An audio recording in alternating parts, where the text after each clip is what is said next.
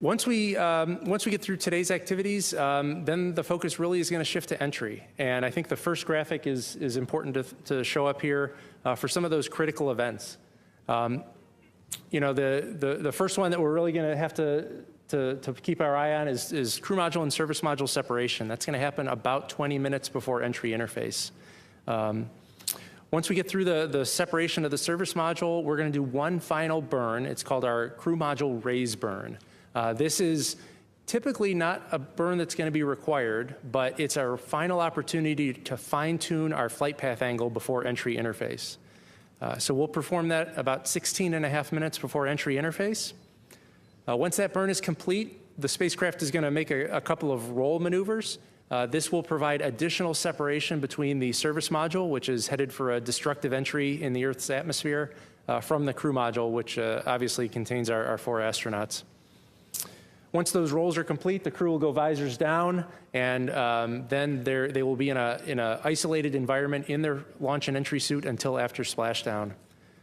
We'll hit entry interface at 400,000 feet, about 1,950 miles away from our landing site, and that's when the fun really begins. The 24 seconds after entry interface, we'll hit our blackout, which is the point at which the plasma has built up around the spacecraft such that it interferes with our ability for the transmitters on Orion to transmit telemetry. This is nominal. It'll last 6 minutes.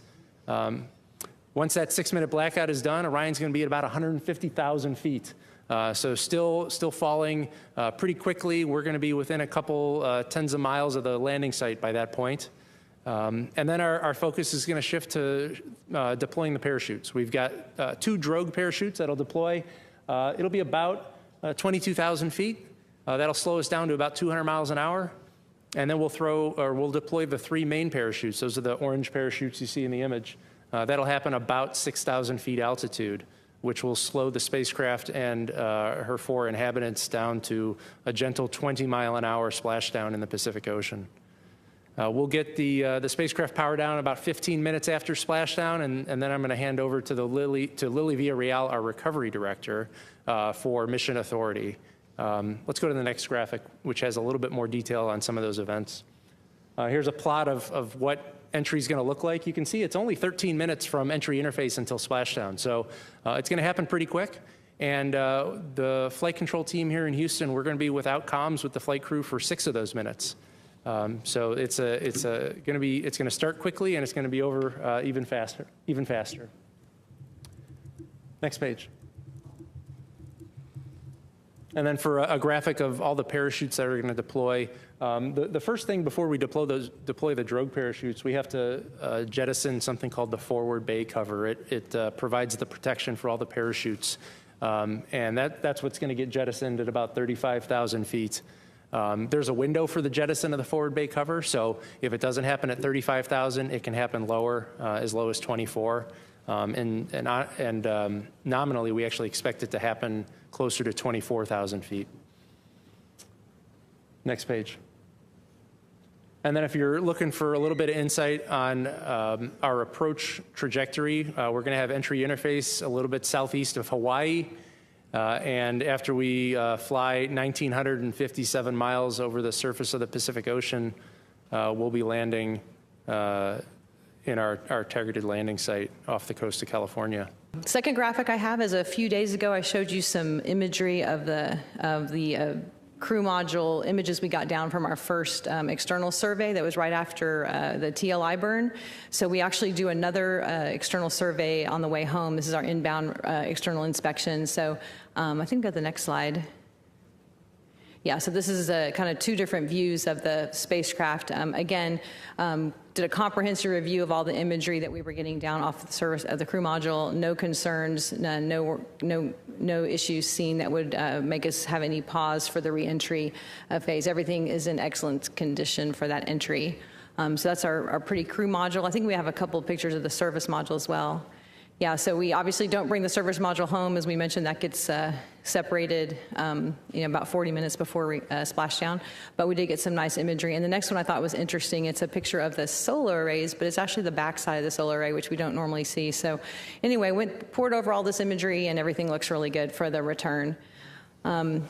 Operations-wise, there's a few other things going on in the cabin. One interesting test that we're doing today is when you pressurize the cabin, the panels and things that are connected there, kind of shift around a little bit. And so we're having a demonstration of, can you actually remove some fasteners in those panels and put them back in? Do the structures still line up enough that you can do that?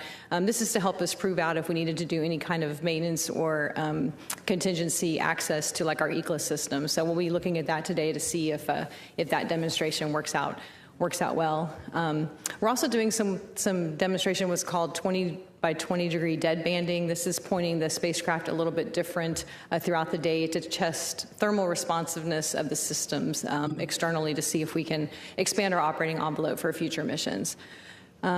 So I guess some other things, we've collected a lot of data on this mission. We'll be getting a lot of that data back when it comes back, but did want to mention a couple things. We've consumed 2,964 pounds of fuel in the service module. We have 4,285 to go. So clearly we had put a lot of margin into this mission to make sure we could fly it properly.